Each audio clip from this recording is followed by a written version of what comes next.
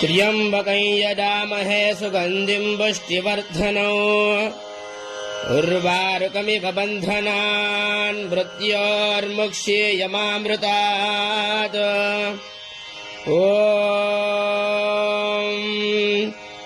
नमस्ते अस्तु भगवन् विश्वेश्वराय महादेवाय त्र्यम्बकाय त्रिपुरान्तकाय त्रिकाग्निकालाय कालाग्निरुद्राय नीलकण्ठाय मृत्युञ्जयाय सर्वेश्वराय सदाशिवाय श्रीमन्महादेवाय नमः।